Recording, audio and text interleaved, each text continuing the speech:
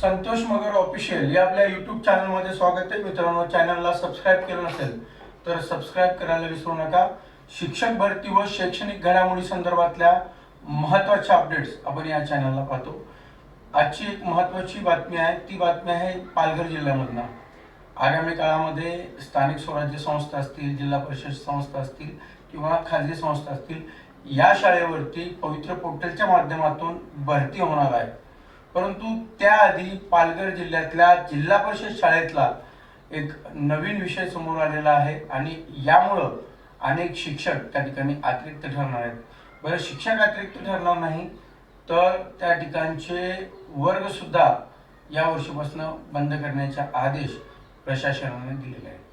नेमकी बातमी काय आहे आणि जर असं घडत असेल तर पवित्र पोर्टलच्या माध्यमातून जी शिक्षक भरती होणार आहे ती शिक्षक भरतीवरती याचा काय परिणाम होणार? कारण अनेक ठिकाणी अशा पद्धतीने जिल्हा परिषदच्या शाळा जर बंद होत असतील तर निश्चितपणे शिक्षकांची भरती सुद्धा त्या ठिकाणी कमी होऊ शकते. बातमी काय? बातमी तुम्हाला मी या ठिकाणी पूर्ण बातमी सांगणार आहे. बघा, बातमी आहे लोकसत्ताची, आजचा पेपर आहे आणि ही बातमी आहे.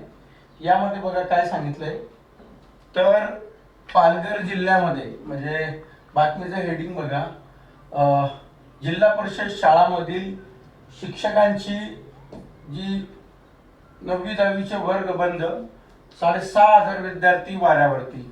म्हणजे विचार करा, जर 6,500 विद्यार्थी जर त्या ठिकाणी वाऱ्यावरती येत असतील तर किती शिक्षक जे आहेत ते शिक्षक त्या ठिकाणी अतिरिक्त ठरतील. बरं, बातमी आपण पूर्ण वाचल्यानंतर लक्षात येईल की नेमकं काय प्रकार आहे. विद्यार्थी शाळाबाह्य होऊ नये याकरता नजीकच्या शाळेमध्ये प्रवेश देण्याबाबतची कारवाई करण्याच्या सूचना जिल्हा परिषद प्रशासनाकडून त्या ठिकाणी दिल्या आहेत. म्हणजे आता नजीकच्या शाळेमध्ये म्हणजे कुठल्या शाळा आल्या?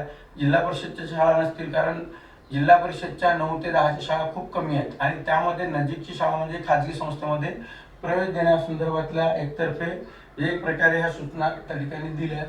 पालघर जिल्हा परिषदच्या 57 शाळांमधील 9वी-10वीचे वर्ग बंद करण्याच्या निर्णयामुळे ग्रामीण भागातील विद्यार्थ्यांसमोर पेच निर्माण झाला आहे. 57 शाळांमधले 9वी आणि 10वीचे वर्ग त्या ठिकाणी बंद होत आहे. म्हणजे 9वी-10वीला ज्या ठिकाणी माध्यमिकला शिक्षक लागणार होता त्या ठिकाणी आता म्हणजे भरतीच्या माध्यमातून शिक्षक भरण्या अगोदरच ही बातमी त्या ठिकाणी आलेली आहे. पालघर जिल्हा परिषद व उच्च प्राथमिक शाळांमधील 9वी आणि 10वीचे वर्ग पुढील शैक्षणिक वर्षापासून बंद होणार आहेत. मानधन तत्वावर नियुक्त करण्यात आलेल्या कंत्राटी शिक्षकांचे वेतन करणे शक्य नसल्यामुळे जिल्हा परिषद प्रशासनाने हा निर्णय घेतला आहे. यामुळे कार्यरत कंत्राटी शिक्षक बेरोजगार होणार असून 6,500 विद्यार्थी शाळाबाह्य होण्याची शक्यता आहे. विद्यार्थी शाळाबाह्य होऊ नये याकरता नजीकच्या शाळेमध्ये प्रवेश देण्याबाबत कार्यवाही करण्याच्या सूचना जिल्हा परिषद प्रशासनाकडून देण्यात आलेल्या आहेत.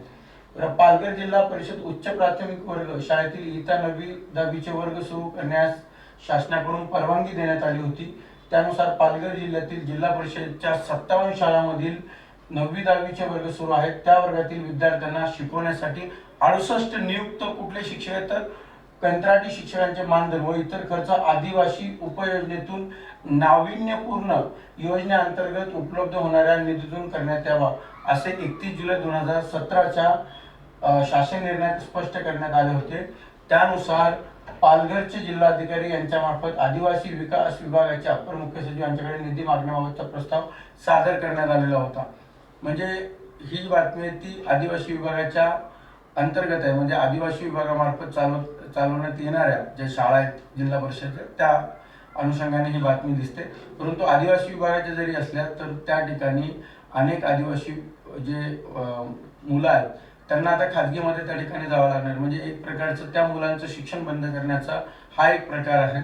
मग याच्यामध्ये काही प्रस्ताव करण्यात आले. मात्र आदिवासी घटक कार्यक्रमाअंतर्गत कोणताही तरतूद नसल्याने आदिवासी विभागाकडून निधी मागणीचा प्रस्ताव अमान्य करण्यात आला. त्यामुळे पालघर जिल्हा परिषद सेस निधी अंतर्गत दरवर्षी 1 कोटी निधी उपलब्ध करून मानधन तत्वावर करत कंत्राटी शिक्षकांना जिल्हा परिषद कडून दरमहा 8,000 रुपये मानधन देण्यात येत आहे.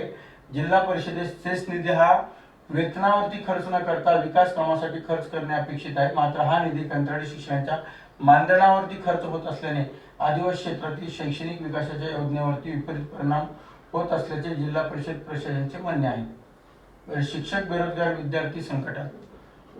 जिल्हा परिषदेला 9वी आणि 10वीच्या कंत्राटी शिक्षकांच्या वेतनासाठी सेस निधीमधून खर्च करणे आवाक्याच्या बाहेर ठरत आहे. तसेच उच्च न्यायालय व सर्वोच्च न्यायालयात कंत्राटी शिक्षकांनी दाखल केलेल्या याचिकेवर मोठ्या प्रमाणात खर्च होत असल्याचे जिल्हा परिषदेचे म्हणणे आहे. शासन स्तरावर कंत्राटी शिक्षकांच्या पदांना मंजुरी व निधी उपलब्ध होईपर्यंत तात्पुरत्या स्वरूपात 9वी ते 10वीचे वर्ग 30 एप्रिल पासून बंद करण्याचा निर्णय घेण्यात आला आहे. त्यामुळे या वर्गावर नियुक्त 68 कंत्राटी शिक्षक बेरोजगार झाले असून सुमारे 6,500 विद्यार्थ्यांचे पुढील शिक्षण धोक्यात आले आहे. सद्यस्थितीत इयत्ता 9वी व 10वीच्या वर्गात शिक्षण घेतलेल्या विद्यार्थ्यांचे शैक्षणिक नुकसान होऊ नये याकरता सर्व विद्यार्थ्यांचे पुढील शैक्षणिक वर्षात जवळच्या खाजगी माध्यमिक, मी आधीच म्हटले होते खाजगी माध्यमिक शाळा किंवा शासकीय आश्रमशाळा यामध्ये प्रवेश घेऊन समाज योजनेचे कार्यवाही करण्याच्या सूचना देण्यात आल्या आहेत. 10 जून पर्यंत एकही विद्यार्थी प्रवेशापासून वंचित राहण्याची दक्षता घेण्याचे निर्देश देण्यात आले आहेत. उच्च न्यायालयात कंत्राटी शिक्षकांनी दाखल केलेल्या याचिकेच्या पार्श्वभूमीवर जिल्हा परिषद प्रशासनाने अपील याचिका दाखल केली आहे.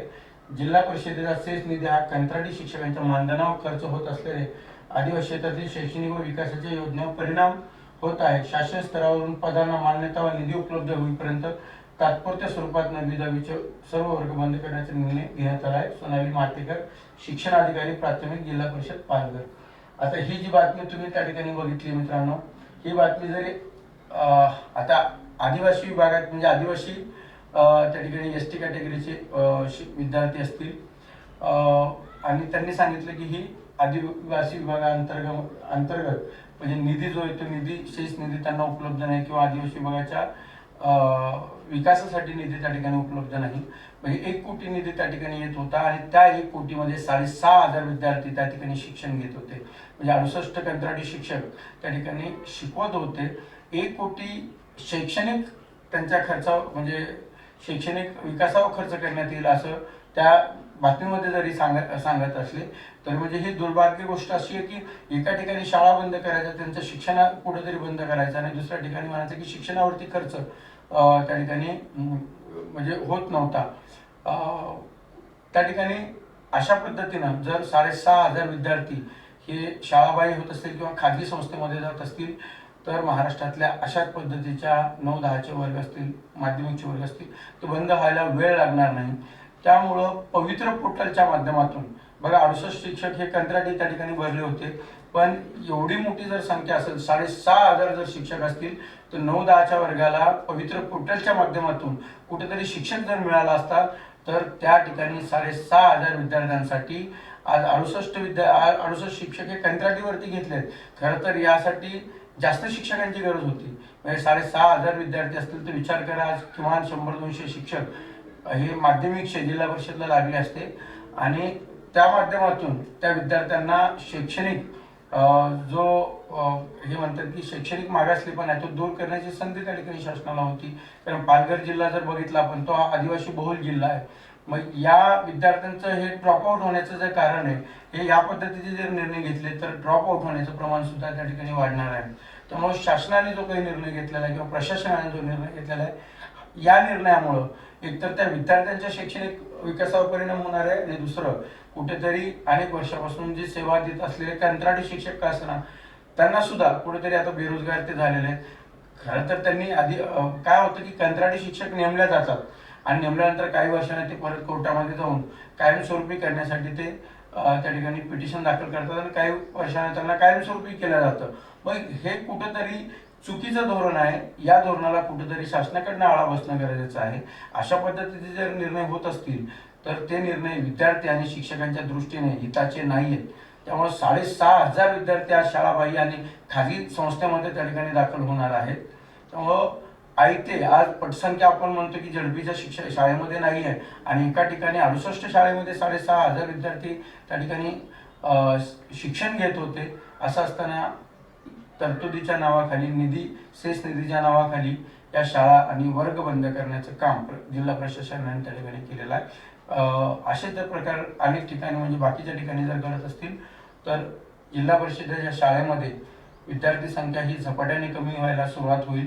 कारण आपण बघितलं की प्रशासनाकडनं कधी कधी जिल्हा परिषद शिक्षकांसाठी असेल किंवा विद्यार्थ्यांसाठी असेल अशा प्रकारचे निर्णय त्या ठिकाणी घेतले जात आहेत, ते कुठेतरी थांबले पाहिजे. आणि आपण बघितलं असेल की नेपाळसारखा देश त्या ठिकाणी खाजगी संस्थेला बंदी आणताना सर्व शिक्षण हे जिल्हा परिषद शाळेमधून करण्याच्या सूचना, म्हणजे जिल्हा परिषदमध्ये त्यांच्या सरकारी शाळेतून करण्याच्या सूचना त्या ठिकाणी दिल्या जातात. देशाचे प्रधानमंत्री त्या ठिकाणी ते सूचना देतात, निर्देश देतात. असं असताना अशा शाळा जर बंद होत असतील तर मात्र खाजगी संस्थेला परत एकदा पेव फुटेल.